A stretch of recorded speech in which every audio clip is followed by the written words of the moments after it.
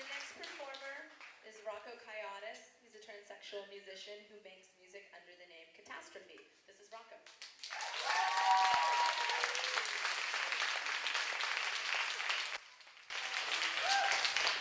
How's it going? Nervous. I see an old friend at a party. I've been transitioning for a little over a year. I smile and nod my head. It's been about 3 years since she's seen me. I approach her. Hey, what's up? Do you remember me? Yeah, you look hella familiar. Yeah, we were in Youth Speaks together. Oh yeah, she comes in to hug me. What's your name again? Well, I used to have a different name, but I'm a man now. She goes cold, her arms drop to her sides, she steps backwards and says, oh, I'm a bitch now. She walks away. I was born with hurt feelings. I've developed a finely tuned defense mechanism to make sure that I don't have to feel bad for being here. When in doubt, deflect. Make them laugh. Let them all know that you're not the joke, but that you're in on it. I've fielded ignorant comments, questions, and ideas about my life since I could talk. As I get older, the issues get a bit more advanced, but I'm still walking the same path, and I'm tired of explaining, correcting, discussing, surveying the scene to make sure it's safe, and tired of teaching people who I wish knew better. Why couldn't you just try to be happy in the body you were born in? You're making the wrong decision. Most people assume that when one decides to change their sex, that the physical part of the transition is the most difficult and jarring. When I started my transition, I couldn't wait to get sideburns. I went from being a butch dyke to being a tranny dyke to being genderqueer to being a tranny to being a trans man to now a straight man that happens to be a transsexual. And now I can't wait to stop feeling like I have to answer all the questions. I thought you were on our team. So what now? You're like a drag king but full time? Rocco, what is that, a porn star name?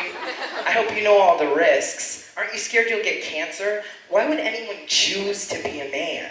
What do your parents think? Are you doing this because you don't like being butch? Would you ever want bottom surgery? Yuck. It just feels like a cop-out to me. A few weeks ago, I was chatting with an acquaintance at a youth pride celebration when she told me she liked me. Most trannies make her uncomfortable, but I don't, and she thought that was really cool.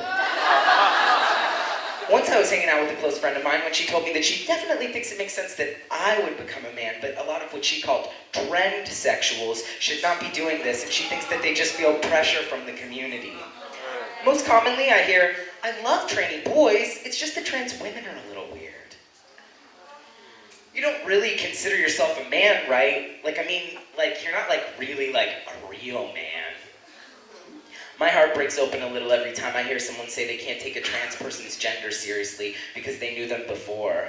What type of false intimacy does someone feel when they have the knowledge of before with a trans person? What insight does knowing my female name unlock? Where is the comfort in holding on to a piece of this identity that I was desperate to shed? Passing's an interesting thing. Some trans people are lucky enough to pass. We don't make people as uncomfortable. We don't inspire that final frontier phobia. We often get broadsided with other people's disparaging comments on transsexualism, or the liberal song of pity for others that do not share in the fortune of looking so natural. Wow, I would have never known. You look real. I love gender play. I think it's sexy. Wow, you can't even tell. Except maybe your forearms and your eyes are kind of female. Oh shit, that lady's a man. Oops, sorry, Rocco. A little less than a year ago, I performed at a big queer festival in the Pacific Northwest. It was easily one of the best shows I've had and for one of the largest crowds. I had the opportunity to perform in front of a lot of artists and activists and musicians that I admire. A friend of mine told me that she and another artist had debated my place at the festival. The musician thought I was a typical straight guy, objectifying women, and neither me nor my music had any place at a queer festival. My friend jumped to my defense, offering a different perspective, that if she had listened to all of my lyrics, she would see I'm not about objectifying women, and that of course I should be a part of a queer festival, especially one that's curated by another straight trans guy. The musician let it rest with the final comment. That's an interesting debate. I was stunned, hurt, dissected, and dismissed. An interesting debate. My identity had been snatched up, twisted, disconnected, and thrown into a textbook for some Feminism 101 course. Here's this person that I thought of as being an inspiring artist and deep thinker, pinning ill-formed ideas and misconceptions onto my body, not recognizing her own fear, but asking me to take responsibility for it. I tried not to let it get to me. Later that day, I found myself having a huge breakdown trying to get some help. My girlfriend called the crisis center and explained that her boyfriend was having a gender dysphoric meltdown. She was scared and she felt helpless in the face of her lover wanting to die because of this final straw. The operator cut her off saying, "Well, wait, let's get this straight. Is your boyfriend a man or a woman?" I guess I don't belong in a queer festival, but if you asked a bunch of non-trans guys if I belong in a straight community, I'm sure they wouldn't be that cool with it either. You better be a great feminist. The world needs a strong feminist man. I thought you were the hottest guy there, then I found out you're not even a guy. No straight woman would ever date you. Why is a transsexual body considered fair playing field for other people to work their own identities, lives, and politics out? Yeah. Thanks. After the show, a young woman approached me and said, "I'm a little drunk, new to feminism and lesbianism, and I was really feeling that shit you said about Eminem. But that last song, did you say tap that ass?" Well, yes, I did. Were you talking about your girlfriend's ass? Because I think it's just fucked up if you're like talking about like how you just want to fuck girls or tap a girl's ass. I sat and discussed this with her for a few minutes. At her approach, I thought, whoa, that is really fucked up that I sexualized a woman like that. Thank God she brought this to my attention. She was essentially telling me that I was oppressing women by saying that I enjoyed sex with them. When I was a butch dyke, I would talk publicly about fucking ladies, but now, as a straight man, this is somehow fucked up or wrong. At the time and for weeks after, I really tripped out on this, how I felt misogynist for even desiring women. I spun out so deep with it until I felt uncomfortable when I would try to have sex with my own girlfriend. Was it even okay for me to want to have sex with women? Then I thought for a moment. It was one line in a flirtatious song about taking it slow and respecting women. I did nothing wrong. What was most wrong with this moment was the transphobia being presented as a feminist action.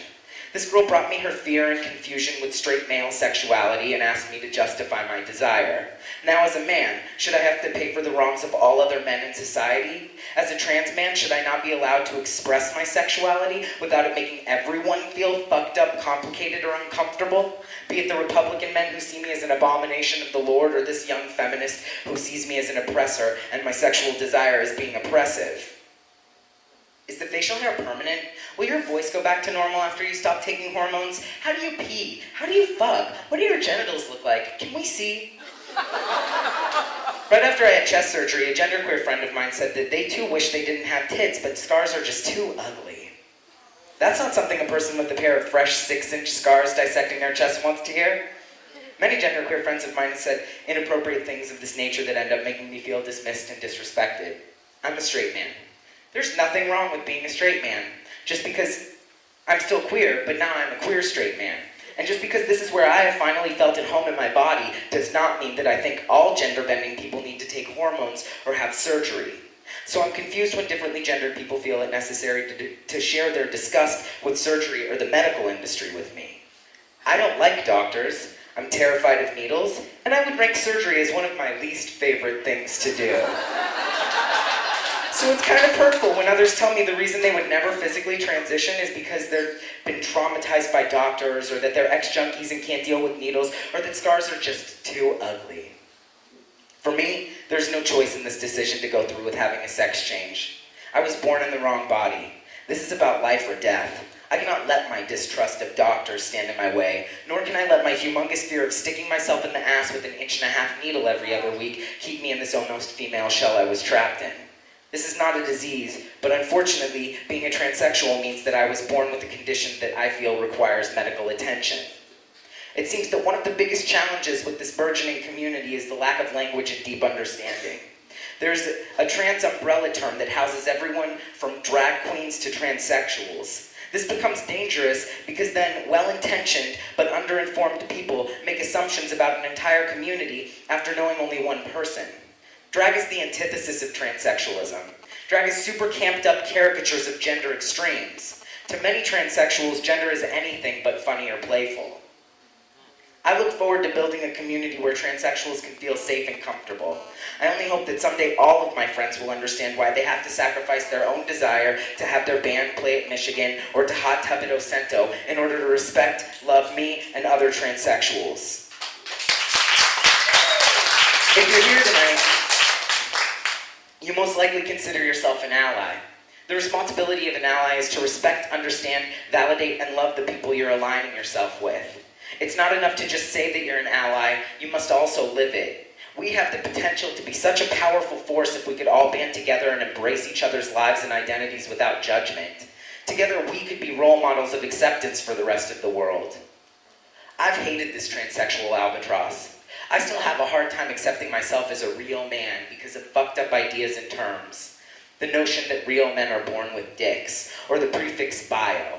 I feel it disrespect so deeply for myself because I always thought that this would prepare or protect me from experiencing the pain of other people's perceptions or judgments. I thought no matter what anyone says or thinks, it could never be as bad as I've felt about myself. I've considered taking my own life. I've wanted so badly to cut this out of me and just be normal. I've cried and pleaded with God to make things right. Now I know I have to make things right for myself. I have to learn to be okay with trans people. I have to deal with my own deep transphobia. I have to learn to respect my transsexual self. I have to learn that my trans life is okay, more than okay, that it's important, that I deserve to feel comfortable and valued, that I deserve to relax. I deserve respect, a restroom, an identity as a person and not a dissected scientific study or deconstructed sociological test for others to work their own questions about identity on. I deserve understanding. I deserve a past, a present, and a future. I deserve to be loved, and not despite, but because I am brave enough to face this world and be proud of who I am. I deserve a community. We all do.